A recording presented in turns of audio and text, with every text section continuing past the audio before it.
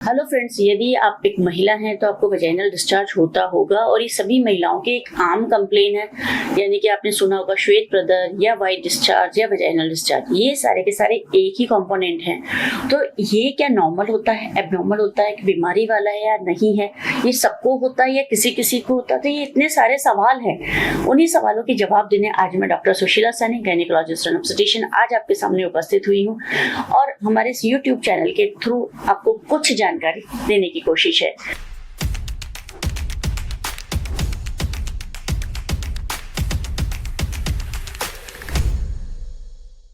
इसी सब्जेक्ट पर आज हमने लाइव वीडियो भी बनाया है, जिसमें हमने लाइव इंटरेक्शंस भी किए हैं। तो डिस्क्रिप्शन बॉक्स में आपको उसका लिंक पे मिल जाएगा। तो आपको लगता है कि यदि आपको डिटेल डिस्क्रिप्शन चाहिए तो डेफिनेटली आप उस वीडियो को भी देख सकती हैं।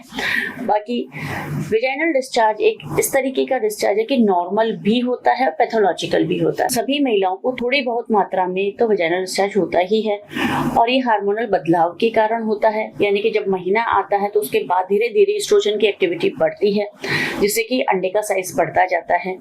और जैसे ही लेडी 10th दिन को क्रॉस करती है तो उसके बाद वाटरी डिस्चार्ज बढ़ने लग जाता है, जिससे कि वजाइना का लुब्रिकेशन होता है। वजाइना का लुब्रिकेशन इंटरकोर्स करने में हेल्प करता है, जिससे कि प्रेगनेंसी अचीव होती है। तो एक नेचुरल सिस्टम है, क्योंकि 14वें-15वें दिन के आसपास अंडा बन के फूट जाता है और जब अंडा फूटता है तभी प्रेगनेंसी के सबसे ज्यादा चांसेस होते हैं। तो ऐसे स्थिति में नॉर्मल लुब्रिकेशन बनाए रखने के लिए वजाइना का डिस्चार्ज बढ़ जाता है और वाटरी डिस्चार्ज होता है। ऐसी स्थिति में कई महिलाएं हमें शिकायत करती है कि हमें महीने के बीच के दिनों में काफी ज्यादा डिस्चार्ज होता है, तो हमें तकलीफ होती है।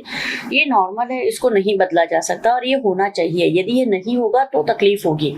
अब जैसे ही अंडा फूट जाता है और उसके बाद में प्रेगनेंसी होती है या नहीं होती है, लेकिन हार्मोन का चेंजेस हो जाता है और एस्ट्रोजन से प्रोजेस्टेरोन का लेवल बॉडी में बढ़ने लगता है और जैसे ही बॉडी में प्रोजेस्टेरोन का लेवल बढ़ने लगता है, डिस्चार्ज की मात्रा कम हो जाती है और ऐसी स्थिति में थोड़ा ड्राइनेस लगने लगता है। लेकिन जैसे जैसे हम 25वें-26वें दिन को क्रॉस करते हैं तो धीरे धीरे फिर डिस्चार्ज थोड़ा बढ़ने लगता है और वो आगे जाकर मेंसेस में चेंज हो जाता है। तो ये एक नॉर्मल पैटर्न है जिससे कि डिस्चार्ज आता है। ये बिल्कुल नॉर्मल है, इसके लिए बिल्कुल भी परेशान होने की जरूरत नहीं है। लेकिन किसी किसी लेडीज की शिकायत होती है कि उनको डिस्चार्ज के साथ खुजली हो रही है, जलन हो रही है, इचिंग है या डिस्कम्फर्ट हो रहा है। तो ये वाला जो डिस्चार्ज है वो हो सकता है कि पैथोलॉजिकल हो, यानी बीमारी वाला डिस्चार्ज हो, जिसका इलाज आपको लेने की जरूरत हो। यदि आपको इनमें से कोई सा भी एक लक्षण महसूस हो रहा है तो एक बार आपको गायनेकोलॉजिस्ट से मिलना चाहिए। डॉक्टर के पास जाकर आप चेकअप कराएंगे। चेकअप कराने से डॉक्टर आपको एनालाइज करके बताएंगे कि आपका जो डिस्चार्ज है वो नॉर्मल है या पैथोलॉजिकल है, यानी बीमारी वाला डिस्चार्ज है। इसके जनरली हमें कल्चर स्वैब सेंसिटिविटी टेस्ट होता है, जिससे कि ये पता चल जाता है कि इसमें कीटाणु है या नहीं है और यदि बैक्टीरिया है तो उस पर कौन सी मेडिसिन काम करेगी, जिससे कि एग्जैक्टली आपको वही मेडिसिन दी जा सके, जिससे कि आपका परफेक्ट इलाज हो सके। यदि हम बिना टेस्ट के अगर कोई सी भी मेडिसिन खाते हैं तो एक तरीके से आप अपने ऊपर ही ट्रायल कर रहे हैं, जिससे कि आपको अननेसेसरीली फालतू मेडिसिन खानी पड़ जाती है और जिसका इफेक्ट भी नहीं आता है। अब जो वजाइना में डिस्चार्ज होता है वो बैक्टीरियल हो सकता है, फंगल हो सकता है या फिर ट्राइकोमोनियल होता है, जिनका कि एक अलग अलग इलाज होता है और अलग अलग एंटीबायोटिक लगती है। तो यदि आप टेस्ट करा लेंगी तो आपको ये पता चल जाएगा कि ये वाला कीटाणु है और उसका ये वाला मेडिसिन है, जिससे कि आपका परफेक्ट इलाज हो सके। और यदि कल्चर पॉजिटिव आता है तो मेडिसिन खाने के बाद इस टेस्ट को रिपीट भी कराना होता है और तब तक हमें मेडिसिन खानी होती है जब तक ये टेस्ट नेगेटिव नहीं आ जाता, जिससे कि एक ही बार में आपका कंप्लीट ट्रीटमेंट हो सके। क्योंकि महिलाएं बार बार ये भी कहती है कि हमने एक बार कोर्स लिया और उसके बाद हमें ठीक हो गया, उसके बाद दोबारा से बीमारी हो गई।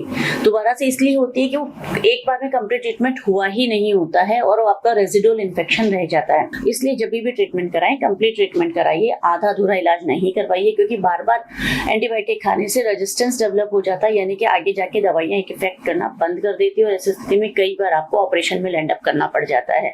तो ऐसी स्थिति से बचने के लिए अपना प्रॉपर इलाज कराइए और यदि किसी भी प्रकार की समस्या है तो घरेलू नुस्खों से बचिए और डॉक्टर के पास जाकर अपना ट्रीटमेंट करवाइए। और आपको आगे भी इसी प्रकार के अच्छे वीडियोस और सुनने हैं और जानने हैं और अपनी हेल्थ के बारे में आपको अपडेटेड रहना है, तो हमारे यूट्यूब चैनल को जरूर सब्सक्राइब कर दीजिए और बेल आइकन को प्रेस कर दीजिए, ताकि आगे की वीडियोस के आपको नोटिफिकेशन मिलते रहें। और फेसबुक और इंस्टा पे भी आप हमें फॉलो कर सकती हैं, ताकि आपको छोटे छोटे नॉलेजफुल वीडियोस और छोटी छोटी नॉलेज आपको मिलते रहे, जिससे कि आप हेल्थ के लिए अपडेटेड रहेंगी। तो stay updated and keep your health in a good position. हम आपसे फिर मिलेंगे एक नए वीडियो में नई जानकारी के साथ। तब तक नमस्कार।